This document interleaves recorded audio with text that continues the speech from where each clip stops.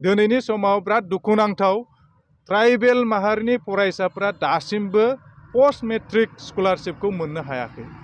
दा बे मानि थाखाय जादों आरो बिनि कुइसनखौ दिनै रोंगोरा नार्जारी बिथां मानगोनां जे राज्य सभानि एमपिनि कुइसनाव बिनि एन्सारा फैदों 2026-27 मायथाइसिमहालागै रिलिज जाबाय बेसेबा खौटि बे आसामनि थाखाय, नाथाय दिनै फरायसाफ्रा दिनै मोनफुंनो हायाखै।